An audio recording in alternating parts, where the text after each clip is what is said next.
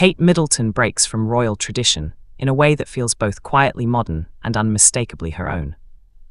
Arriving for a meeting with England's women's rugby team, not behind the tinted glass of a chauffeured car, but with her hands firmly on the steering wheel. Driving herself through familiar roads and into the heart of Windsor, an image that immediately sets the tone for everything that follows. The Princess of Wales is later seen smiling broadly among the players in footage from the reception, her posture open, her expressions warm, her attention clearly fixed on the women in front of her. But it is the small, almost throwaway detail of her arrival that captures the imagination first. Kate, who serves as a patron of the team, chooses independence over protocol, opting to make the journey alone without an aide in the passenger seat. Without the quiet choreography that usually accompanies royal movements. In a family where tradition often dictates that members are chauffeured to official engagements, shielded from the mechanics of travel and the mundanity of parking and arrivals. This choice feels gently symbolic, not rebellious, not dramatic, but quietly intentional. No one else is in the car with her, no procession follows behind, and when she pulls up, rain begins to fall, light at first and then steady. The kind of rain that softens the edges of the day rather than disrupting it.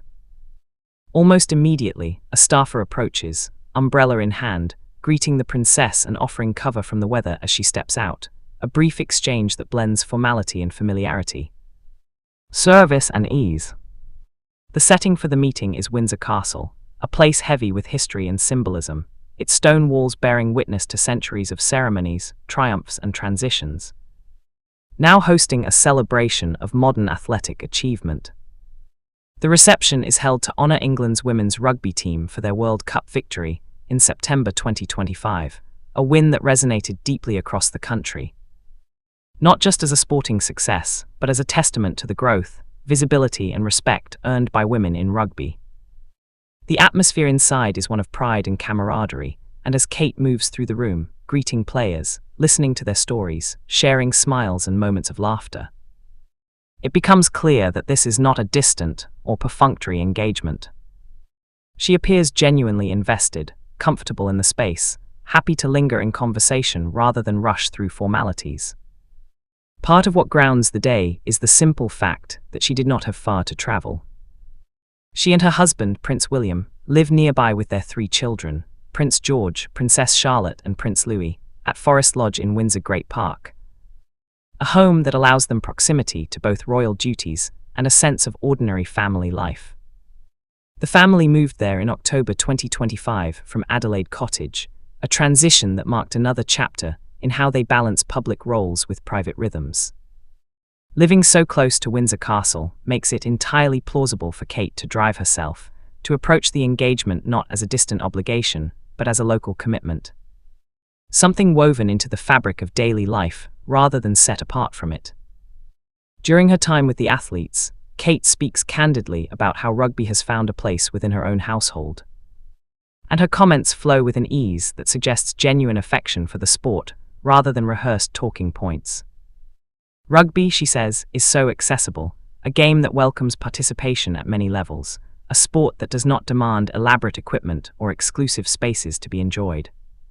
She talks about Louis playing touch rugby, discovering the game through movement, teamwork and laughter, learning the basics without the pressure of competition, just the joy of play.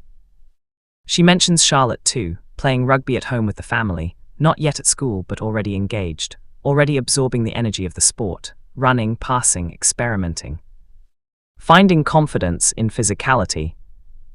As the children grow, she notes, things change, and her tone shifts into gentle humor when she talks about George, now physically stronger. Now enthusiastic enough that when they play at home, she has to be careful, because she does not want to get attacked by him. The comment draws smiles and laughter, not just because it is amusing, but because it is relatable, painting a picture of family life that feels grounded and recognizably human. In that moment, the distance between palace and playing field narrows, and rugby becomes a shared language, connecting elite athletes and a royal family through common experience. The rhythm of the conversation mirrors the rhythm of the sport itself, forward-moving, energetic, communal, driven by teamwork and mutual respect. Kate's presence among the players feels less like a formal appearance and more like an exchange. A patron connecting with athletes not just as representatives of a nation, but as individuals who have trained relentlessly, supported one another, faced setbacks, and ultimately succeeded together. Her choice to drive herself, her relaxed manner, her willingness to share personal anecdotes all contribute to a narrative that unfolds quietly but powerfully throughout the day. It is a narrative about modern monarchy, about how tradition can coexist with personal choice, about how symbols do not always need to be grand to be meaningful. A princess driving herself to an engagement, accepting an umbrella in the rain, laughing about backyard rugby with her children, these are small moments. But together they form a larger picture of continuity and change. The World Cup win being celebrated is itself a story of progress, of women's sport gaining recognition and respect on a global stage. And the setting of Windsor Castle adds a layer of historical resonance, linking past and present in a way that feels deliberate rather than forced. As the reception continues, the players stand tall, proud of what they have achieved, their presence filling the historic rooms with contemporary energy. And Kate stands among them, not apart but alongside, her role as patron expressed not through distance but through engagement. The rain outside continues to fall, the umbrella moment already fading into memory, but its symbolism lingers, echoing the broader theme of the day: protection without restriction, support without separation. When the meeting draws to a close, the images that remain are not just of medals and smiles, but of conversation, connection, and choice. Kate's decision to arrive as she did becomes part of the story, not overshadowing the athlete's achievement but complementing it, reinforcing the idea that leadership and representation can be expressed through humility as much as ceremony.